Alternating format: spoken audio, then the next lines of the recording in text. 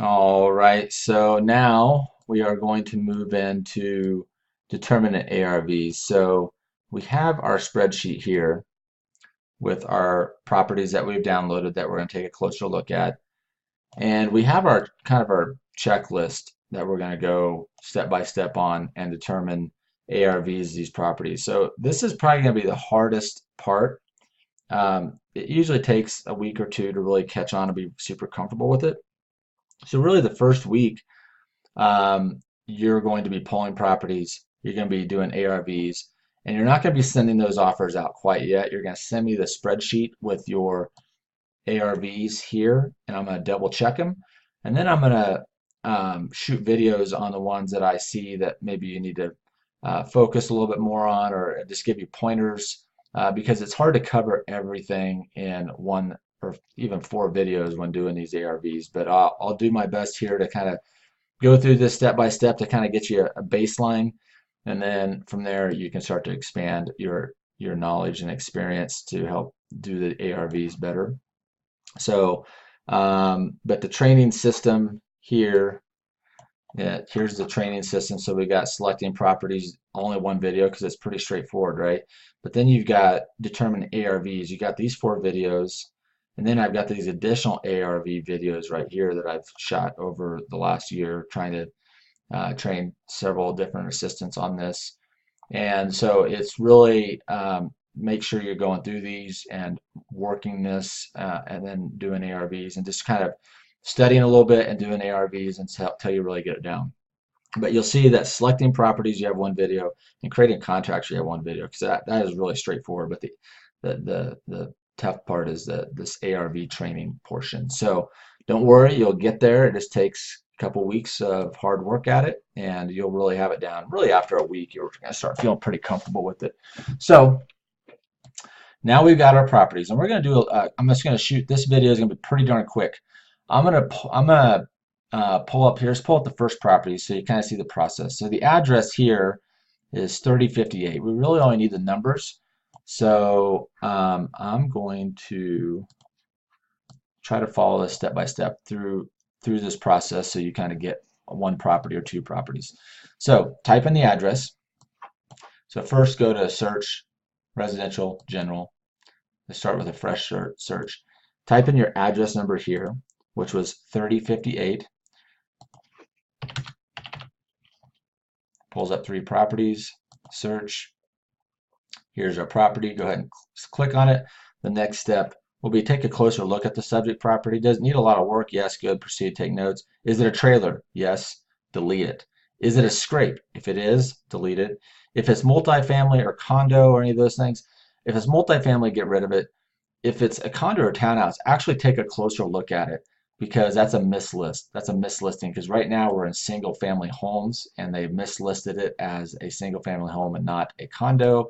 Therefore, it's actually it's not getting the attention that it's needed, because people are looking for single family homes and are seeing this condo. They're not interested in that, and people that are searching for condos aren't seeing it. So that's a mislisting. Mislistings are gold mines for us.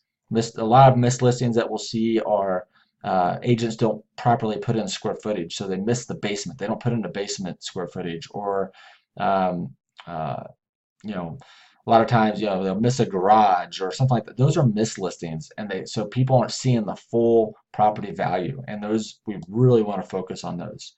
So, anyways, let's look at the subject property real fast and just take a closer look at it. So this is a single family home.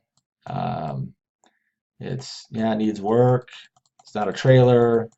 It's not a scrape. So let's move on to the next step. So the next step is click on the map, zoom in on the property. Does it face a busy street? Delete it. Face or back a busy street? Is it close to major highways with noise pollution? Delete it. Is it next to commercial? If it is, delete it. Is it on a huge lot? If it is, that's fine. Just proceed. Just take note of that and proceed to the next step. All right. So we're going to do the next step here. So we're going to click on this, zero in on the property. Here's the one we have checked. Um, so we want to zero in and see, are all the lots pretty universal? They are. So this is a pretty standard neighborhood. It's not on a busy street. This isn't really a busy street.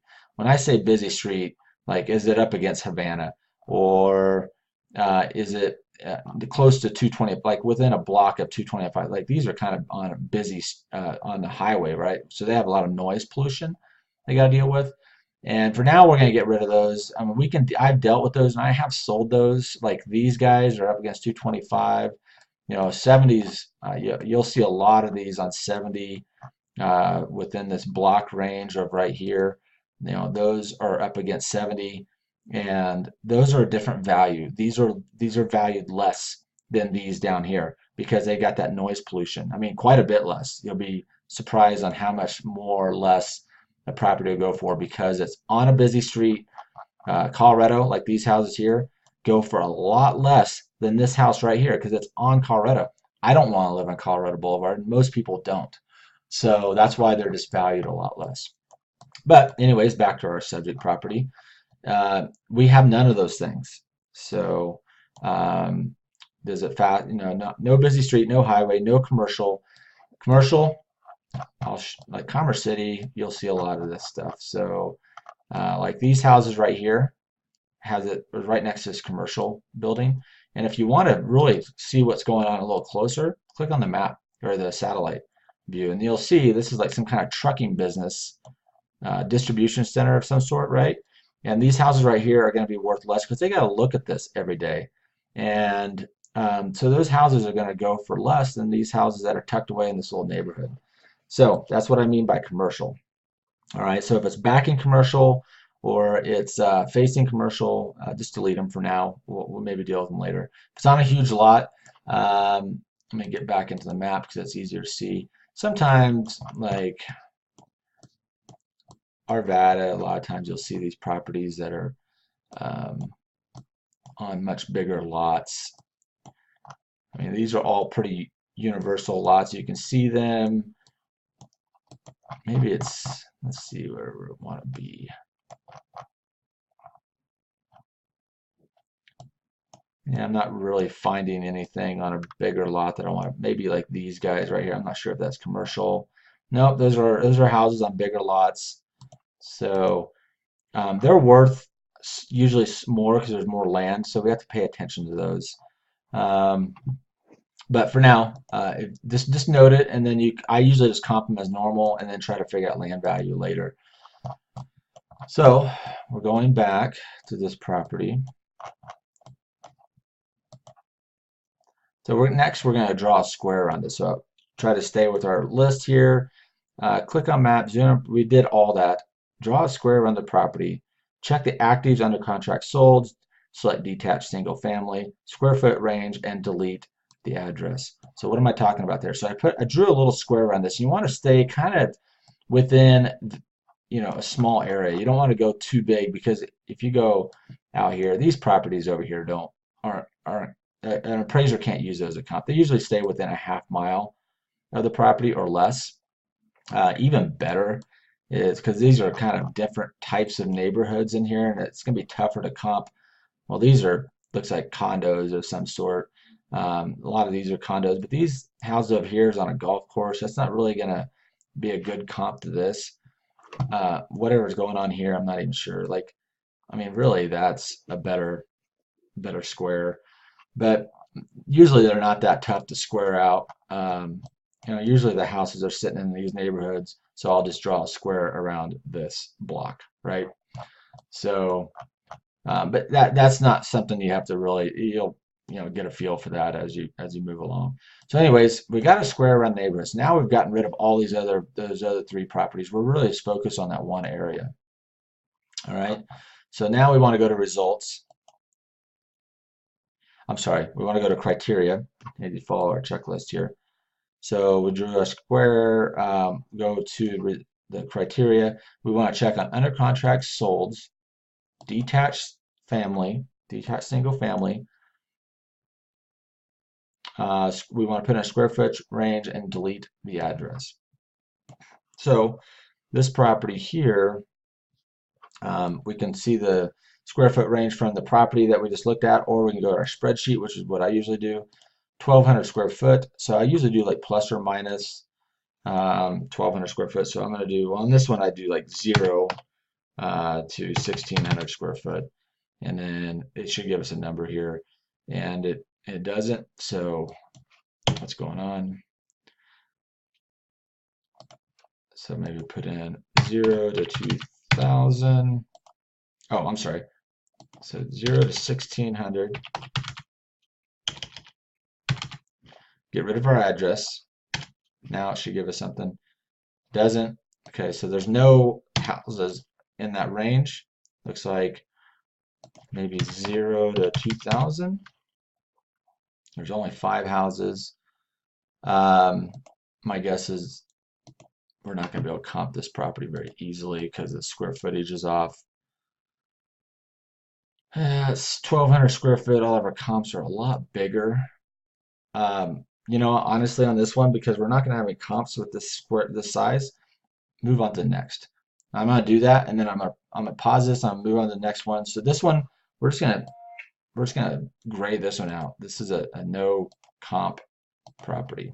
This is something we're not even gonna mess with. So I'm gonna move on to this next one. I'm actually gonna go down and try to find a good one to comp out and go through the entire checklist. All right, so this next property, immediately we can get rid of it because we can see it's on a busy street. So we're not going to mess with busy streets, but 30 seconds, pretty busy. All right, so this next property, Lakehurst, so I just grayed that last property out. Lakehurst is our next one. I went and pulled up, zeroed down on it. We can see that it's on this questionable busy street. Not quite sure if it is busy. So all I do is I just copy and paste this address, copy, and just put it in a Google search engine like this. Search, pull up the picture, rotate it around, take a look at that street. Does it have lines going down it like this? That is considered a busy street. We delete it, move on. All right, so this next property, I am going to show you a couple different ways. It's actually a really tricky one. Usually they're not that tricky, usually they're pretty straightforward, but I'm going to show it to you anyways. So this one is right here. That's our subject property. So the first search I did, I tried to zero on this neighborhood because it's kind of a weird little block neighborhood. And I pulled up these properties here. All of these, I already looked at them. They're not the type of property that we can compare to. It's built in 1993. This property is a little ranch built in 62. So it's hard to use any of these properties are all newer builds. I think they're probably over here. Yeah, it's like a newer neighborhood. So we've got this house here, but it's bigger. It's like 400 square foot bigger, but it's pretty nice inside. So what I did with this, I know this is a bi-level, the other one's a ranch. I don't have any comps. There's a couple different ways I can go about this. I'm not going to spend a ton of time on this, and the reason is because no matter what offer I throw at it, it's going to be significantly less than their asking price. So their asking price is $399. I know that value is going to be somewhere around $330, $340. So I'm sorry, for 430, 440.